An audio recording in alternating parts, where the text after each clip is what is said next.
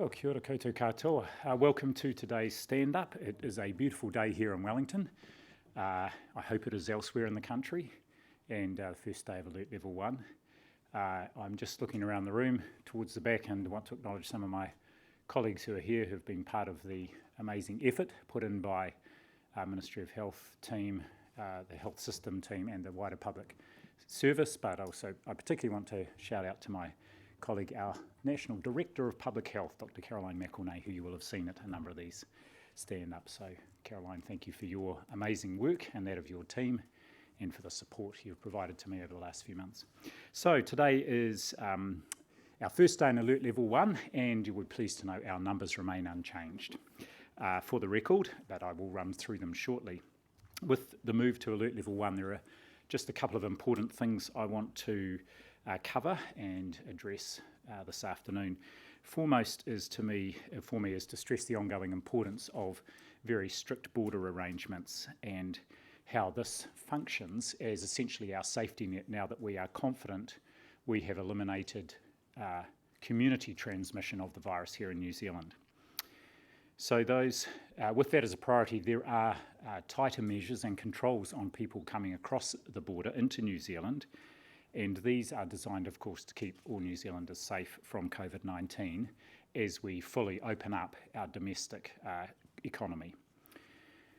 As you know, people already entering New Zealand, and in particular those Kiwis returning home, do need to stay in either quarantine or managed isolation for a 14-day period when they enter the country. There are, of course, there is an opportunity for people to apply for exemptions for compassionate reasons, and that process does look at a number of exemptions, usually between 20 and 30 a day, requests for exemption. However, some of the additional measures we've put in place from today, everyone in managed isolation, as I have mentioned before, will be tested twice during that period, whether they have symptoms or not, around day 3 and around day 12 of their 14-day time in managed isolation. Anyone who is symptomatic as they come across the border is identified and goes into our quarantine facility and is tested anyway. However, that testing will be extended to everybody. This is part of our arrangements, of course, to ensure we are not missing anything at the border. But it will also allow us quite quickly to build up information about the likelihood of the risk that people coming through the border and linking that to where they have come from, whether or not they do have infection, either symptomatic or asymptomatic. And that will be directly informative of then what we might do at the border in future and what sort of arrangements we might have. Secondly, just to the exemption process, under Alert Level 2, there were 142 exemptions from managed isolation that were approved on compassionate grounds for people to attend funerals, tangihanga, or to visit a dying loved one. Now, as well as the 142 that were approved, there were 182 similar applications that were declined, usually where the applicants were not able to provide a workable plan for allowing an exemption to proceed safely. That changes from today. So from today, people in managed isolation will actually no longer be permitted to apply for exemptions to attend funerals and tangihanga. Let me go on. They will still be able to apply for compassionate leave to be with a small group of loved ones before or after a funeral or tangihanga, but not to attend the actual event. And I should say that people who have been in quarantine, that is, who have been symptomatic as they have come across the border or who have developed symptoms during their 14-day isolation period and gone into the quarantine facility, those people have never been able to take up that compassionate leave exemption. We're making this change because someone who may have been exposed to COVID-19 overseas now poses a greater risk to those of us in New Zealand, given we are under Alert Level 1 with much greater interaction between people. And of course, those physical distancing requirements have come off, and likewise there is no cap on the number of people who can be at these events. So there is still an opportunity for compassionate leave for a period to go and be with a dying loved one or to grieve with other family members or friends, but just not to attend the actual funeral or tangihanga. This is, of course, unfortunate, but on balance we think this is a necessary trade-off as we relax our domestic restrictions. We need to keep the balance of that increase in risk from loosening up our restrictions in Alert Level 1 with the potential for having to take a more restrictive approach.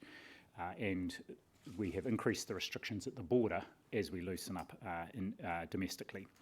We need to keep COVID-19 out to keep our domestic economy operating as freely as possible, and this is very important. We all know New Zealanders have worked hard and sacrificed a great deal to get to where we are. And I've had a number of letters from people who, particularly during that lockdown period in Alert Level 4, were not able to spend time with dying relatives or friends or to attend to funeral arrangements. And each of those stories is, in a way, heartbreaking.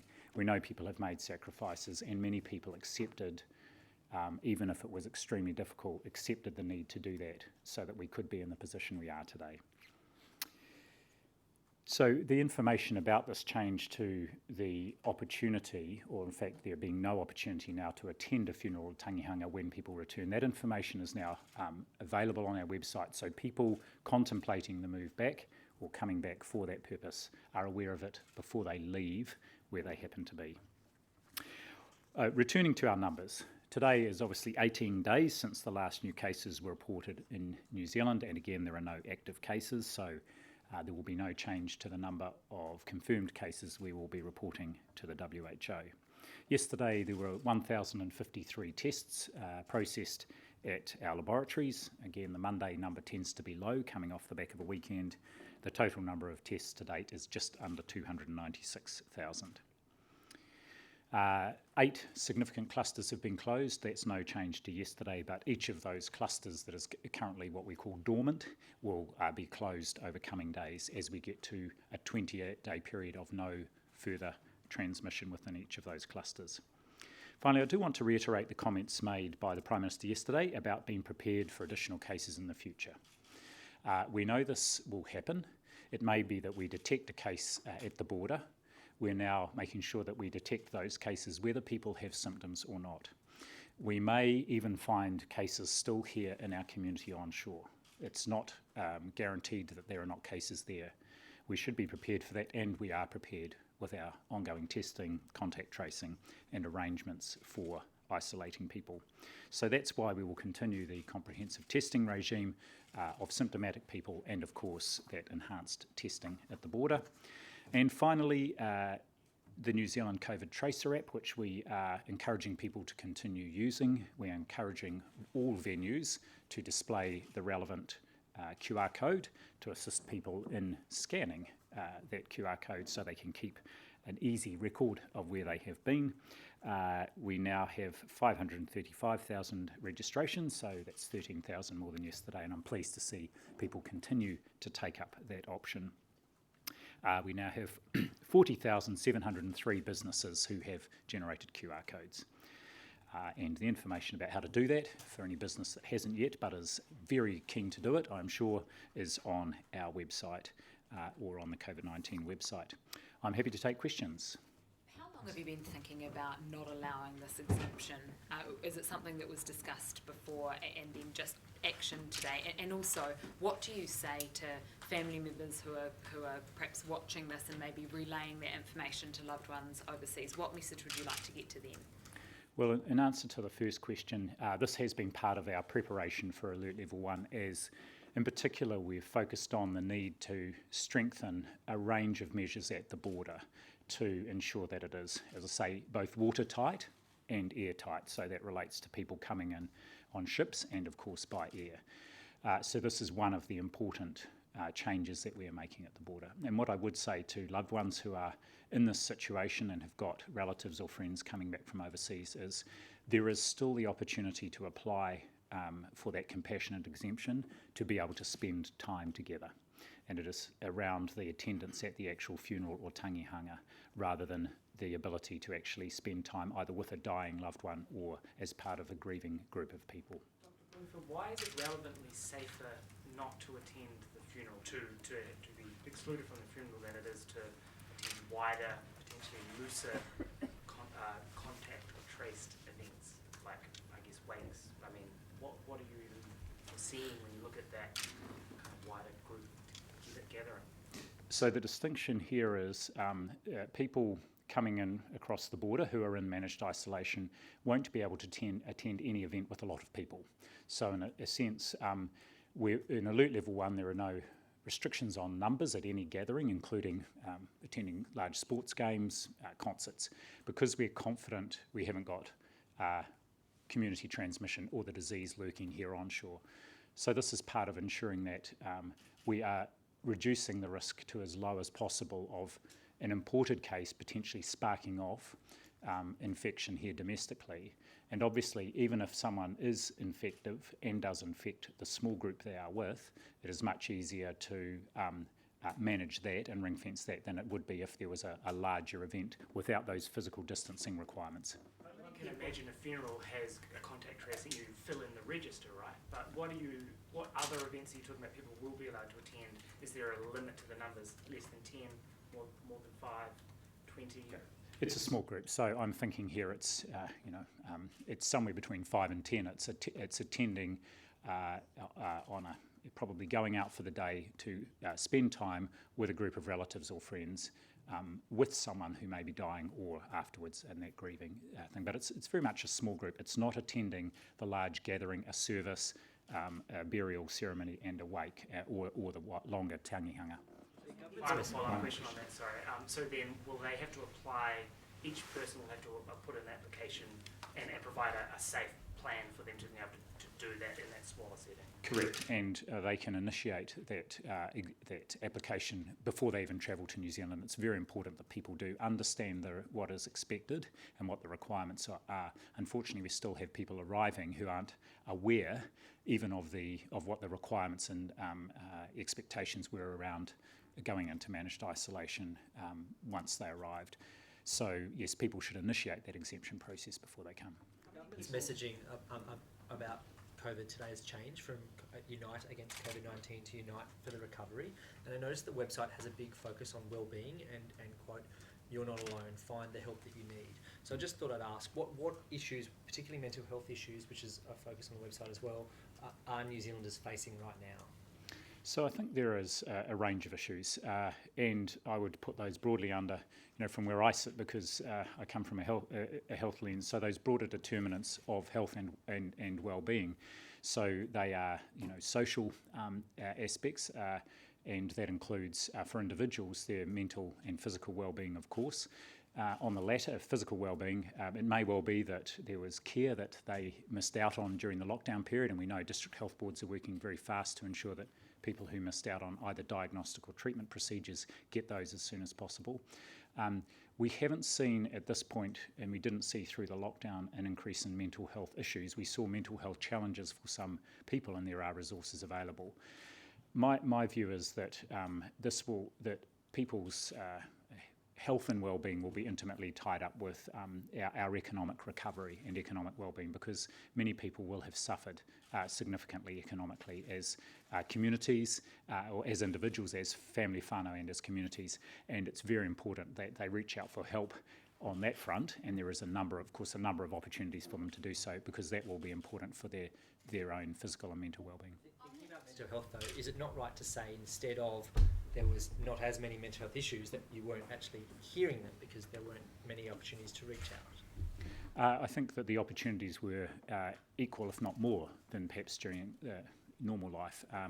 Where there was obviously the helpline, the 1737 helpline, but we also stood up some additional virtual opportunities and web-based opportunities, and I know that many mental health practitioners were actually delivering consults virtually, and the feedback I've had is that many people actually found that better than face-to-face for whatever reason, and want to continue that as we come out of that lockdown situation. What advice would you give to Kiwis now that we're in level 1? Would you encourage them to let their hair down a little bit? Yes, even have a dance if the mood takes them. Yes, look, we have done the hard mahi here, and our work has paid off. We should, and I go to those key messages on the Unite for recovery. Actually, it's about buying local, it's about getting out and about, doing things together, and it's about enjoying everything that this country has to offer. And the chance to do that with friends, with wider groups of friends and in the community, I think is wonderful, and people should take that opportunity. Notwithstanding, as I've said before, there is still a pandemic raging beyond our shores, and we need to make sure we're doing everything to keep the gains we have made. It You is, of felt course, a the first day difference of today? level 1. Did you do anything differently this morning? No, I didn't actually. I just got up and came to work. On those testing numbers of people coming into New Zealand, you talked about day 3 and day 12. Why wait 3 days to test someone? Why not just do it as soon as they arrive? Yeah, around day 3, and that is because we know that for most people, they will, if they've been exposed and are brewing the infection, by day 5, they're more likely to test positive. So we're taking into account the fact that they will have taken a day or 2 to get here, and rather than testing them immediately, which might only be day 1 or day 2, if they're symptomatic recalling, then they are automatically quarantined and tested. So we think day 5, if they are brewing something, which would be about day 3 here, is the reason for that. And then day 12, more as just a clearance to make sure that they are ready. It's as a sort of belt and braces before they are allowed to go from managed isolation. Well, I get- We have heard a rumour that there's a suspected case in the Auckland District Health Board region. Do you know anything about that you can speak to? Yes, I do, and I think this goes to the comment that was made by the Prime Minister yesterday, and I've made it today. Actually, we did get notified this morning of a possible positive result, and because it was a very weak positive, it was retested and revalidated. What I can say in this case is that the people who were tested did everything right in terms of calling ahead, were sent by the GP to a CBAC, they were tested, actually 2 siblings, one came back negative, one was a weak positive. Of course, that made a few hearts flutter, but the revalidation showed that it was a negative result, which is good. And again, I think this goes to 2 points I'd want to make is we have excellent testing capacity, and it is our intention to keep testing people who for whom a test is indicated, and that's how we will find any cases that might be out there. The second point is, as the Prime Minister said yesterday, we will find further cases. Finding them is a good thing, because then we have the mechanisms in place to contain and stop any further spread. Well, Margaret, People can we let in through the border a day into managed isolation facilities? What's the capacity there? My understanding is it's around 250 per day, but... Yeah, it's somewhere between 200 to 300, and at any point in time we have around 3,000 people in a managed isolation facility. This week we are standing up facilities in Wellington and Christchurch, so there will be some flights that will come directly to Wellington and Christchurch, so there will be additional capacity there. And one of the things we are wanting to look at with the introduction of the testing of everybody at around day 3 and day 12 is, as we get that information about what the likelihood is of someone who has a negative test at day 3 actually going on and developing, and if we find, again, depending where they have come from, if it's very low risk, we may find there's an option to release people, as it were, or allow them to go into a self-isolation situation for the second 7-day period. Collecting this information will help inform decisions there, which will again increase our capacity in those facilities. On contact tracing, I just want to sort of lay out briefly a situation for you. If you and I were to go to a cafe, not knowing each other, at the same time, there's no contact tracing sort of register required, but on the cafe's part. We each return to our homes, we write down in our diaries that we went to the cafe. Later on, I test positive for COVID-19. I tell the contact tracers I was at that cafe. How do they get in contact with you if there's no central register at that cafe?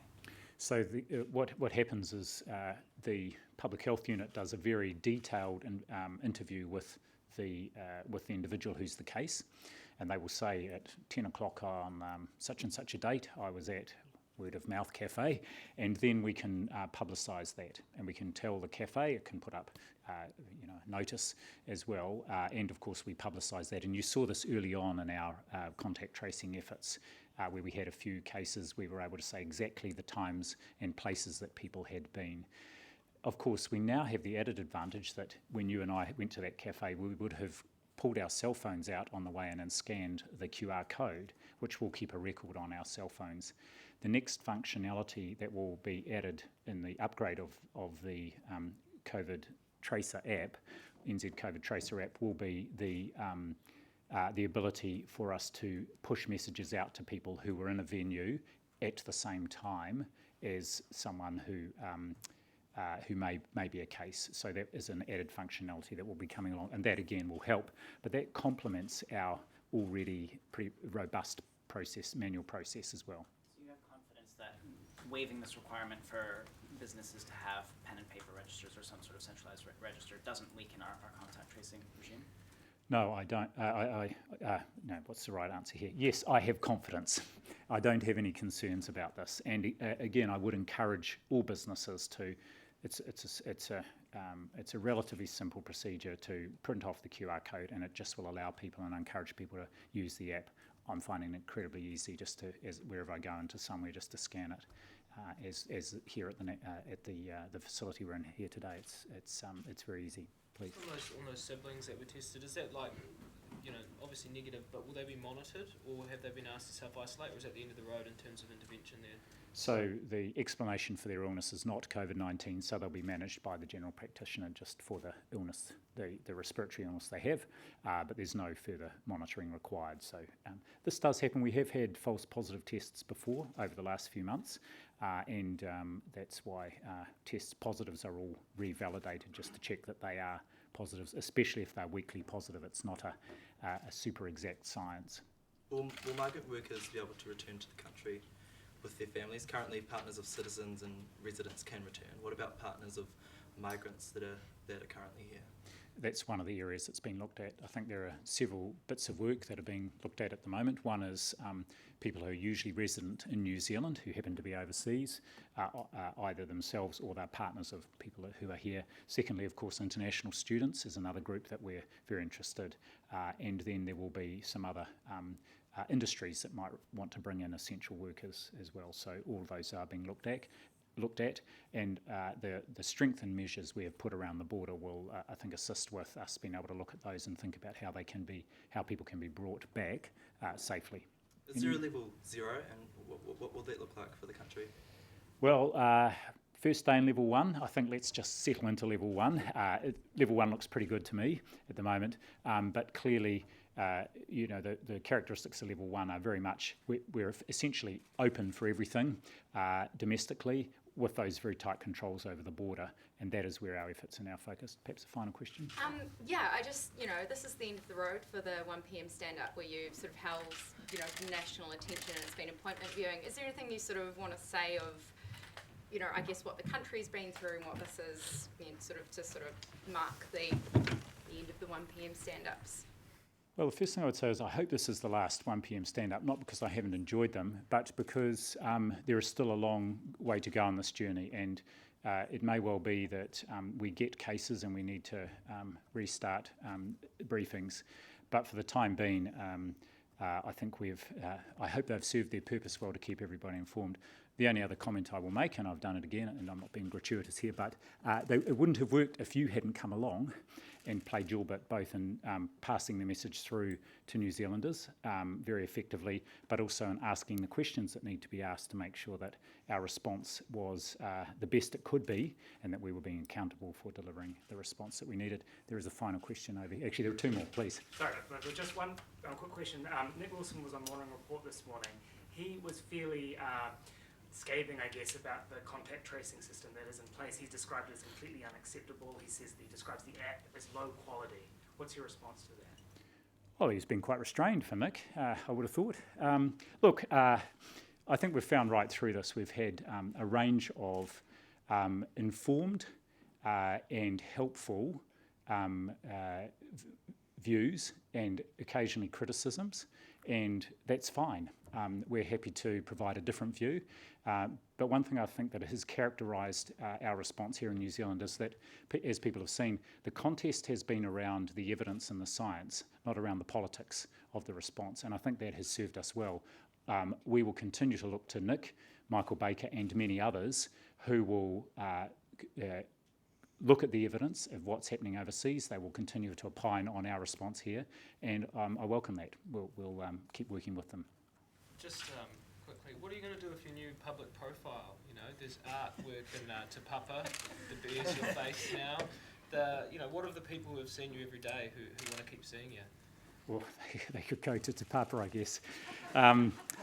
Look, I just want to say I've been doing my job. It's a great privilege to be doing it, and we've got a whole health system that I work with many good people on helping to ensure delivers for New Zealand, and that's where our focus will stay. So life goes on, and we're not over this. A big part of our response is maintaining our ability to respond to the COVID-19 global pandemic, and that's an ongoing effort. Thank you very much. I really appreciate your support. Cheerio.